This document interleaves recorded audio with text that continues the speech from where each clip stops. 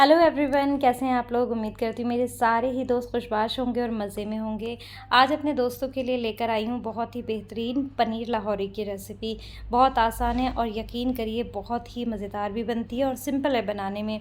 तो यहाँ 300 ग्राम मैंने पनीर लिया है। इनको हमने लंबा लंबा काट लिया है। आप चाहें तो अपनी मनचाही किसी भी शेप में इसको काट सकते हैं। अब मैंने 2 से 3 चुटकी इसमें नमक डाला था और 2 से 3 चुटकी ही मैंने इसमें डाल दिया था देगी लाल मिर्च का।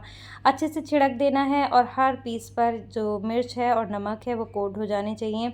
और इसको हम इसी तरह मैरिनेशन लगाकर छोड़ देंगे और बहुत अच्छा सा इसका टेस्ट आता है और साथ ही कलर भी आता है। तो जब तक मैरिनेशन होता है हम मसाला बना लेते हैं। बेसिक गरम मसाला है, 2 बड़ी इलायची है, 4 से 5 लौंग, 8 से 10 काली मिर्च और 1 चम्मच बड़ा वाला धनिए का और आधा चम्मच हमने ज़ीरे का लेकर के पीस लिया है। यहाँ पे 4 से 5 टमाटर लेकर के उसे ब्लांच कर लिया था और प्यूरी बना ली थी। और करीब 250 ग्राम प्याज हमने बारीक चॉप करके रख लिए थे। अब जो हमने पनीर मैरिनेट करके रखा था इसको हमने यहाँ पर डीप फ्राई कर दिया है। आप चाहें तो इसे शैलो फ्राई भी कर सकते हैं।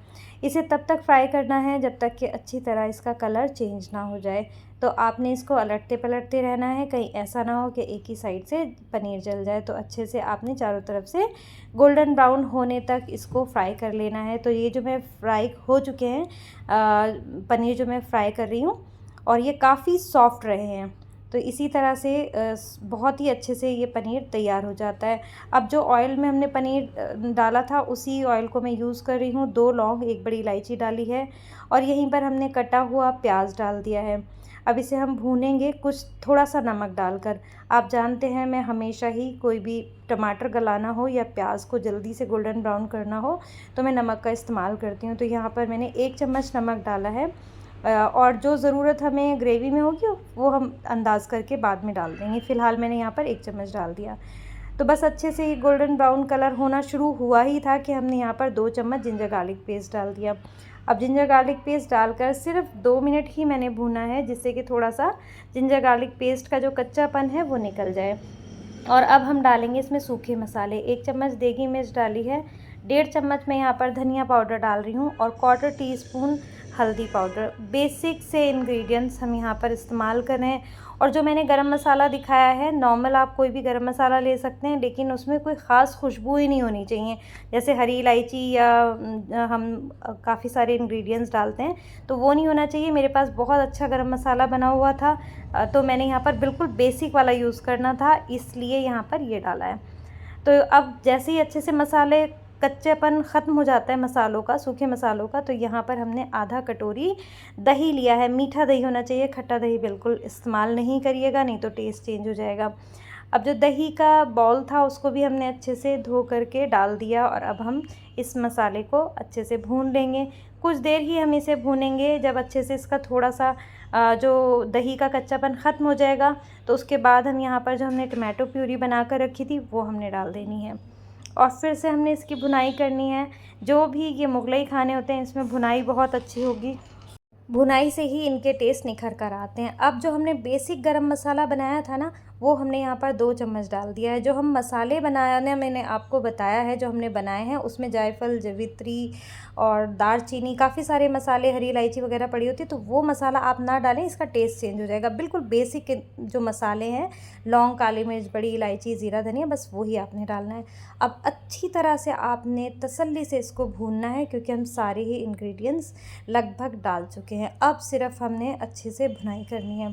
तो आप देख सकते हैं ऑयल अच्छे से छूटने लगा है, लेकिन हमने थोड़ा और अच्छे से कम से कम 10 से 12 मिनट अच्छे से इसको भुनाई करिए। थोड़ा थोड़ा पानी का छींटा दे दें अगर इसका पानी खुश्क हो जाए तो बस अब ये अच्छे से भुन चुका था। तो मैंने यहाँ पर करीब 1.5 से 2 कप पानी डाल दिया है। कंसिस्टेंसी आप देख सकते हैं किस तरह की है।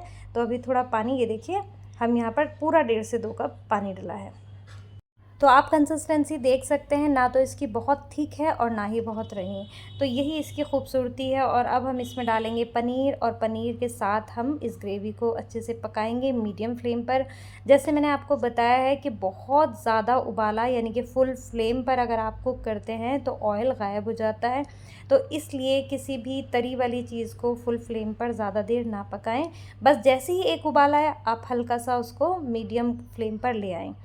उसके बाद आपने पकाना है, नहीं तो क्या है कि रोगन उड़ जाता है। अक्सर लोगों की शिकायत होती है रोगन उड़ जाता है, तो यही वजह है। तो यहाँ पर जैसे ही आप देख रहे हैं उबाल आया है, मैंने फ्लेम बिल्कुल लो कर दी और अब हम इसे ढक करके पकाएंगे, जिससे कि जो मसाले हैं वो पनीर के अंदर अच्छे से जज़्ब हो जाएं और पनीर में भी मसालों का खूब जायका आ जाए। तो एक डिश हो जाएगी और ये बेहतरीन डिश तैयार हुई थी, एक बार आप ज़रूर बनाइएगा। तो ढककर मैंने पकाया था इसको मुश्किल से 5 मिनट और अब हम फ्लेम बंद कर देंगे और ये बेहतरीन सी लाजवाब सी लाहौरी पनीर की रेसिपी तैयार है। तो इसे हमने कर लिया है सर्व। आप गार्निश कर सकते हैं इसको धनिया की पत्ती से। मेरे पास धनिया बिल्कुल ख़त्म हो गया था और जैसे आपको पता है मैं आजकल मार्केट नहीं जा पा रही हूँ, तो बस मेरे पास ये हरी मिर्च थी, मैंने यही इससे गार्निश कर दिया। तो बस अब मैं इजाज़त लेती हूँ और मुझे ज़रूर बताइएगा कि आपकी रेसिपी कैसी तैयार हुई है। अगर आपको ये रेसिपी पसंद आई है तो लाइक शेयर और सब्सक्राइब करिएगा और पहली बार चैनल पर आए हैं तो सब्सक्राइब किए बगैर मत जाइएगा और मुझे ढेर सारी दुआओं में याद रखिएगा। मिलेंगे अगली वीडियो में। अल्लाह हाफ़िज़।